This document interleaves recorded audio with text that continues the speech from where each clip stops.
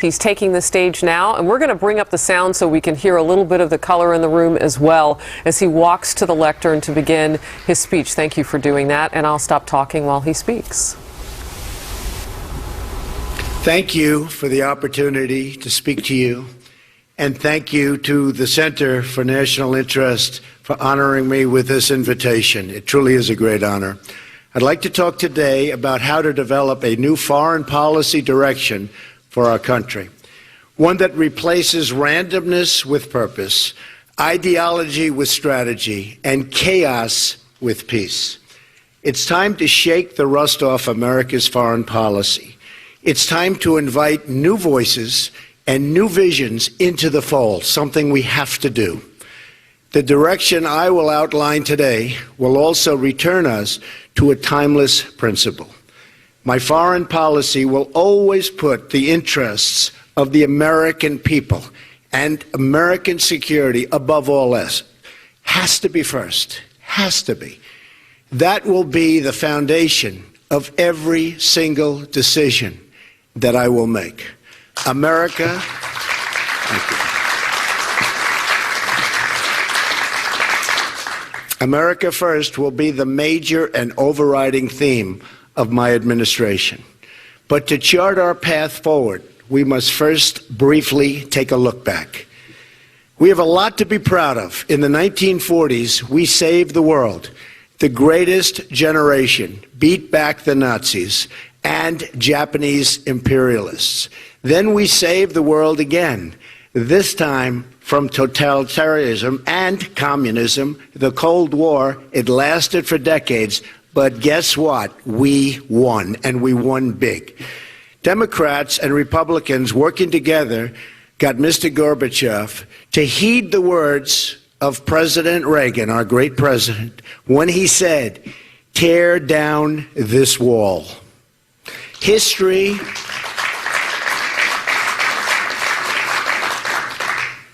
will not forget what he did. Very special man and president. Unfortunately, after the Cold War, our foreign policy veered badly off course. We failed to develop a new vision for a new time. In fact, as time went on, our foreign policy began to make less and less sense.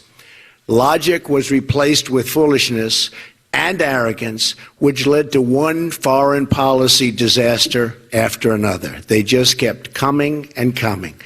We went from mistakes in Iraq to Egypt to Libya to President Obama's line in the sand in Syria.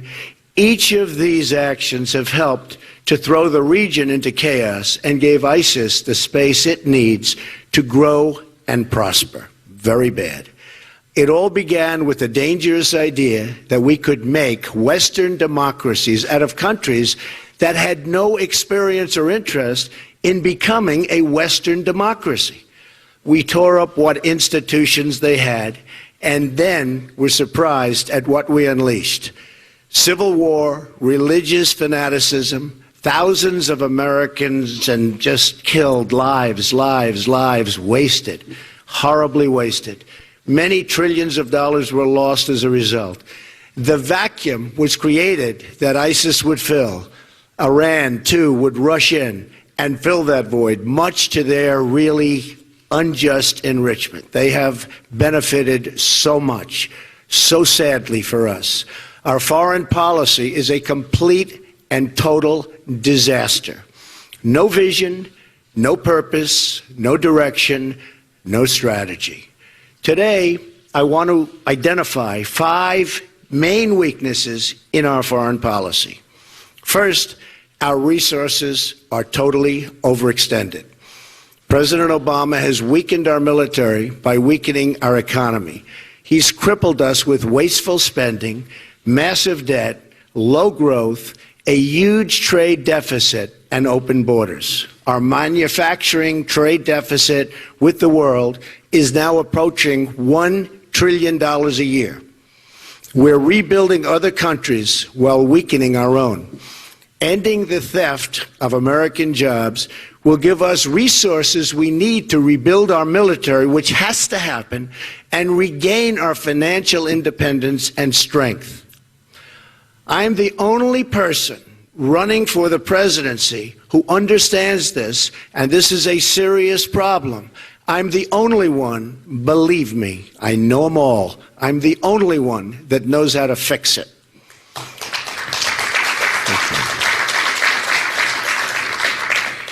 Secondly, our allies are not paying their fair share, and I've been talking about this recently a lot.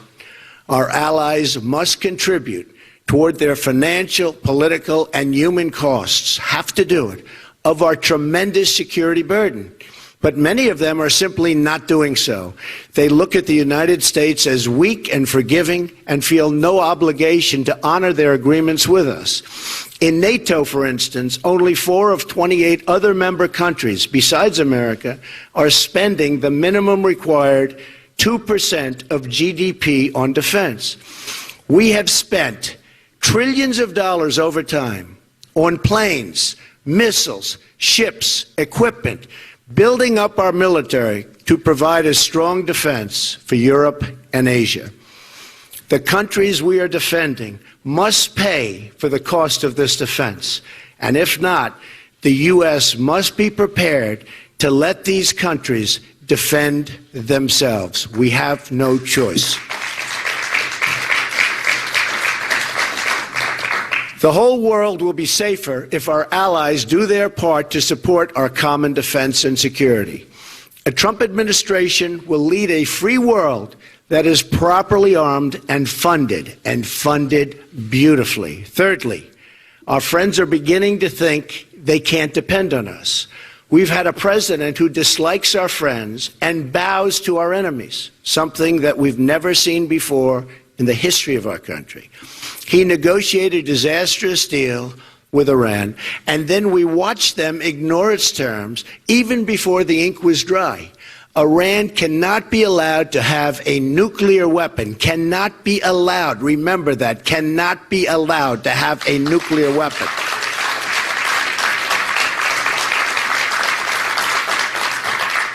And under a Trump administration, will never, ever be allowed to have that nuclear weapon.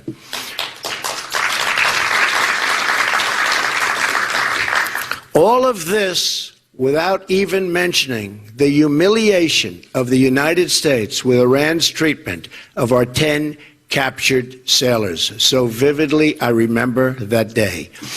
In negotiation, you must be willing to walk.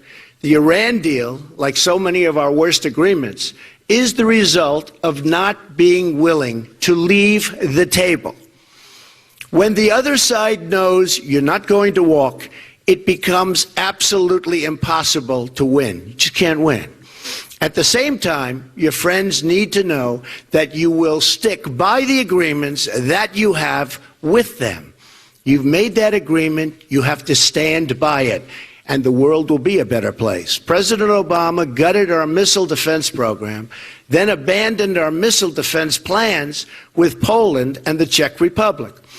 He supported the ouster of a friendly regime in Egypt that had a long-standing peace treaty with Israel and then helped bring the Muslim Brotherhood to power in its place. Israel, our great friend, and the one true democracy in the Middle East, has been snubbed and criticized by an administration that lacks moral clarity. Just a few days ago, Vice President Biden again criticized Israel, a force for justice and peace, for acting as an impatient peace area in the region. President Obama has not been a friend to Israel. He's treated Iran with tender love and care and made it a great power. Iran has indeed become a great, great power in just a very short period of time because of what we've done. All of the expense and all at the expense of Israel, our allies in the region, and very importantly, the United States itself.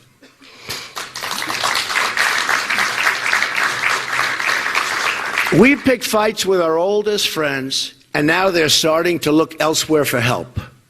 Remember that. Not good. Fourth, our rivals no longer respect us. In fact, they're just as confused as our allies. But an even bigger problem is that they don't take us seriously anymore. Truth is, they don't respect us.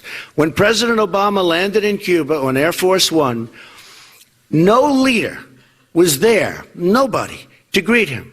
Perhaps an incident without precedent in the long and prestigious history of Air Force One. Then amazingly, the same thing happened in Saudi Arabia. It's called no respect, absolutely no respect. Do you remember when the president made a long and expensive trip to Copenhagen, Denmark, to get the Olympics for our country? And after this unprecedented effort, it was announced that the United States came in fourth place. The President of the United States making this trip, unprecedented, comes in fourth place. He should have known the result before making such an embarrassing commitment. We were laughed at all over the world, as we have been many, many times. The list of humiliations go on and on and on. President Obama watches helplessly as North Korea increases its aggression and expands further and further with its nuclear reach. Our president has allowed China to continue its economic assault on American jobs and wealth, refusing to enforce trade deals and apply leverage on China necessarily to rein in North Korea. We have the leverage, we have the power over China, economic power, and people don't understand it. And with that economic power, we can rein in and we can get them to do what they have to do with North Korea, which is totally out of control. He has even allowed China to steal government secrets with cyber attacks and engage in industrial espionage against the United States and its companies. We've let our rivals and challengers think they can get away with anything, and they do. They do. At will, it always happens. If President Obama's goal had been to weaken America, he could not have done a better job. Finally, America no longer has a clear understanding of our foreign policy goals. Since the end of the Cold War and the breakup of the Soviet Union, we've lacked a coherent foreign policy. One day we're bombing Libya and getting rid of a dictator to foster democracy for civilians. The next day, we're watching the same civilians suffer while that country falls and absolutely falls apart. Lives lost, massive monies lost. The world is a different place. We're a humanitarian nation, but the legacy of the Obama-Clinton interventions will be weakness, confusion, and disarray. A mess. We've made the Middle East more unstable and chaotic than ever before. We left Christians subject to intense persecution and even genocide.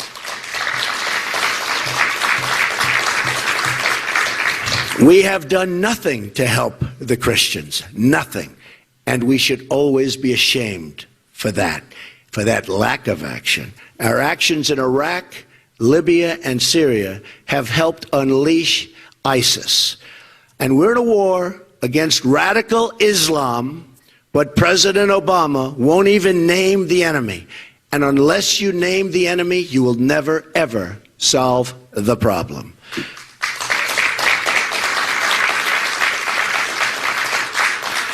Hillary Clinton also refuses to say the words radical Islam, even as she pushes for a massive increase in refugees coming into our country.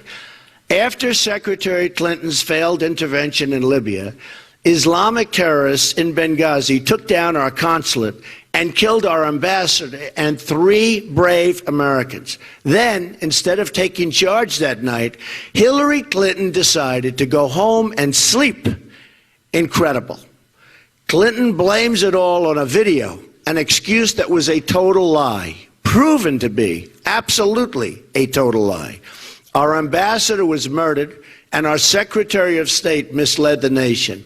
And by the way, she was not awake to take that call at 3 o'clock in the morning. And now ISIS is making millions and millions of dollars a week selling Libya oil. And you know what? We don't blockade, we don't bomb, we don't do anything about it. It's almost as if our country doesn't even know what's happening, which could be a fact and could be true. This will all change when I become president. To our friends and allies, I say America is going to be strong again. America is going to be reliable again. It's going to be a great and reliable ally again. It's going to be a friend again. We're going to finally have a coherent foreign policy based upon American interests and the shared interests of our allies.